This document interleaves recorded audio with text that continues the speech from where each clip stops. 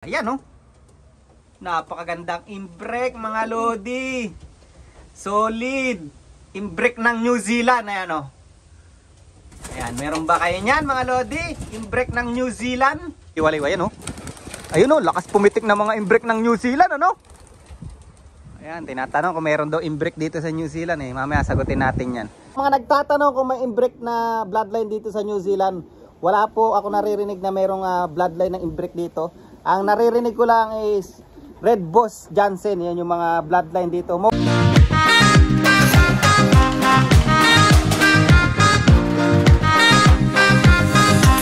Ayan mga kalapatids, nakita nyo na naman yung pagmumukha ko. Yan. So for today's video, yan, kagagaling ko lang ng trabaho at yan, na-miss ko yung mga ibon kasi halos talagang pakain, alam mo yun, patuka lang ako, painom ng tubig at pinapakawalan ko lang sila. Hindi ko na sila masyadong na tutukan itong mga nakaraan. Pero nakakain naman sila na maayos. But ayan o, hindi pa nga ako nakakapagkayod mga lodi. So mga 3 days akong hindi nakapagkayod.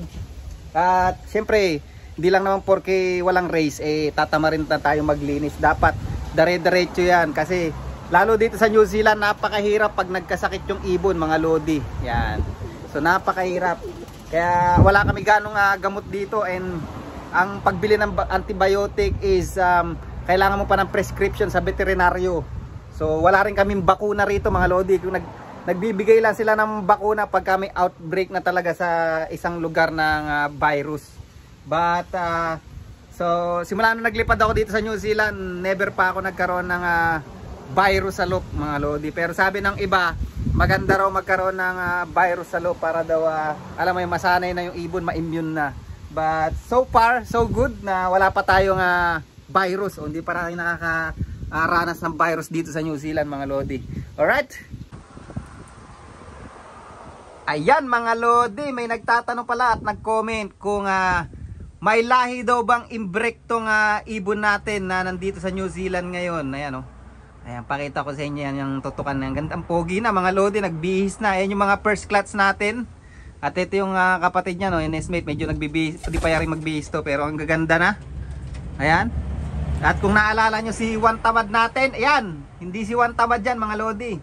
Kapatid niya lang yan, ayan o. Xerox copy ni Juan Tamad mga lodi.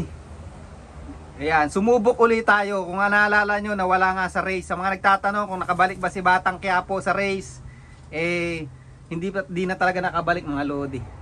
Ayan, but sumubok nga ulit tayo ng mga bloodline nila. O nagpaano ulit ako ng same bloodline na nagpalabas tayo. Bali, 4 yan mga lodi. Tingnan natin kung talagang mali ko lang talaga o talagang hindi okay yung bloodline nila na kumbaga hirap sa mga malalayo. Ayan. But napansin ko naman, magagaling naman sila mga lodi. Siguro talagang nagkamali lang tayo, may kulang pa tayo, dapat nating dagdagan. Ayan, tingnan nyo, magkakamukha yan. 4 yan, magkakamukha. Tingnan nyo isa. Ayan pa yung dalawa oh. Mukhang nagparis pa, magkapatid. Ayan, second clutch. Tingnan nyo, may sibat din sa mata yan oh. At ito pa yung isa. Nasaan yung isa? Saan na yung isa? Hala. Saan na yung isa mga lodi? Guluhan na tayo. Saan na yung isa? Isa? Naku, paisibat din pala sa mata yun. Ito pala yung kapatid nito. Yan, isa. Saka yun. Yun yung first scratch. First scratch. Parehas, mukhang parehas kak na naman mga lodi. Ang laging parehas kak maglabas yan si Lady Stubborn na rin. Yan Ayan, yan. So, parehas kak na naman. Parehas, yan. Isa, dalawa. Yung first clutch. And then yung second clutch, ito. Ayan, saka yun. Ayan mga lodi. Tapos yung mga anak ng finisher ng 1,200. Sana yun? Yun, ito. Isa, 3 blue bar yan dalawa, 3. Ito pala isa. Tapos yung second clutch first clutch ni Stubborn na red checker na mukhang imbrek. Ayan mo. Pagka red checker, imbrek agad no? Ayan. Ayan yung first clutch saka second clutch. And then yung second clutch na magkakapatid na ito, isang red checker ang nilabas. Ayun. Ayan, ganda mga lodi Tapos blue checker ang nestmate. Ewan ko bakit naglabas ng blue checker. Ayan. Hindi naman ang pinaris ko naman dyan, dark checker na white flight saka si Stubborn. But ayan yung nilabas. Anyway, ayan, pakawalan muna natin sila and then mamaya pakita ko sa inyo itong imbrek. Napakagandang imbrek, oh. Ayan, oh. Napakagandang imbrek, mga lodi. Solid. Imbrek ng New Zealand, ayan, oh. Ayan, meron ba kayo niyan, mga lodi? Imbrek ng New Zealand. Napakaganda ng imbrek ng New Zealand, ayan, oh. Solid. Alright. Ayan, pakawalan natin itong mga chikiting. Kaya natin sila magliwaliw. Ayan, oh. Ayun, oh, lakas pumitik na mga imbrek ng New Zealand, ano? Ayan, tinatanong kung meron daw imbrek dito sa New Zealand, eh. Mamaya sagutin natin yan. Alright. Baba ka na dun. Hindi ka na marunong. Ilang araw ka lang din nakalabas. Saan na? Tumutuldok agad, ah. Hindi kayo marunong lumabas. Tuturuan ko pa kayo. Labas, labas. Puti pa yun. Labas, labas. Labas. Labas, labas. Labas. Labas, labas. Babalik pa to dun. Labas. Labas na dun. Ayaw lumabas. Kakaiba ka. Labas. Labas kayo para mapag-exercise. Bahala ka dyan. Ayaw nyo magsilabas. Labas. Yun, lakas ng pumitik, eh. Wala pa, mahihina pa tong second class, hindi ayaw pang hindi pa marunong lumabas ng yung lumilipad talaga. Hindi katulad ng tatlo yata, yung 4 na nauna. Ayan, mga kalapatids, nahawakan ko na yung imbrek. Imbrek, eh, no? Napakailap na ibon. Napakailap. Ayan.